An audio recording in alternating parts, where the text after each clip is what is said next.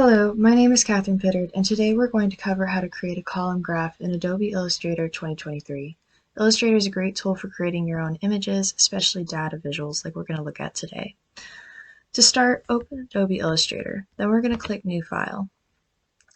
Then we need to select the size. A4 is about the typical size for illustrations. Then click Create. Now that we have it open, let's look at the interface. At the top, we'll notice that there's the Applications bar, which has regular functions with drop-down menus like File and Edit. Next, underneath the Applications bar is the Document window, which shows which current documents you have open and which ones you're working on currently. To the left, we have the Toolbar, and to the right, we have three panels, which is the Properties panel, the Layers panel, and the Libraries panel. For this video, we're going to stick to the Properties panel. To open the graph tools, we need to locate them first. The tools are not visible with the default tools, so we need to edit the toolbar. So we'll click Step 1, we're going to click the Edit Toolbar ellipses icon here, and this will show all of the tools. Step 2, we're going to locate the Draw section, and then we'll locate down here where our 9 tools are for graphs. And for this video, we're going to select the Column Graph tool, then select Outside, and you'll notice under the Zoom tool that our graph tool is apparent. Now click anywhere in the document and then drag to about the size that you want. And then once you let go, your graph data window will appear. Now let's say we want to create a graph depicting the popularity of ice cream flavors. So for the first row of cells, we'll put our flavors, and for the second row of cells, we'll put the people or the number of people that like those ice cream. If you already have an Excel spreadsheet, you can import that data by clicking Import Data here. But if you want to enter it here, that's okay. So for the first one, we'll put vanilla and then press Enter. And then we'll put in, you'll see that it's goes to the second cell.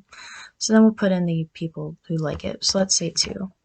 And we'll do the same thing for the rest of the cells. So 10 for chocolate, click, mint, and then maybe 3 for mint, and then strawberry, we'll say 5. Now, once you've either imported your data or you've already input it here, you'll click Apply. And you'll notice after that even though the graph data window is still there, your graph is appearing.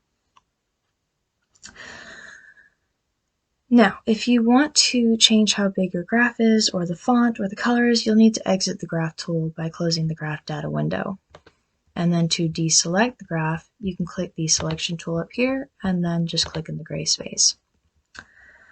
To edit the data again, simply select the graph with your selection tool, go to Properties, and notice that there's a Quick Actions here, and you can just bring up the graph data. Now, to change the size, locate the selection tool, make sure you have it selected, then select the graph, then press S, and then by dragging any corner, you can manipulate the size, and then simply just let go. To deselect and finish, put your selection tool, and then just put in the gray space. Change the font, again, have your selection tool, then click on the graph, locate the Properties panel, go to Character under here, and then click here for your family fonts, and you can hover and see which font that you like. Then just click the one that you want. Then to deselect and finish, just click in the gray space. Now, to change the colors of your graph, especially if you just want to do one area of it, we're going to click the second tool, which is the Direct Selection tool. Then click where you want to change the color. We're going to go to the Properties panel, look for the box next to Fill in Appearance, click the box, and then click which color you'd like to fill it as. Then to finish, just click Outside, click Selection, and then click in the gray space. And now we have changed the font, changed the size, and changed the color of our graph. The next task study would be to going to the tools and then looking at these other graph tools that are available and just practicing and learning how to create those data visuals in Illustrator. Thank you for watching the screencast.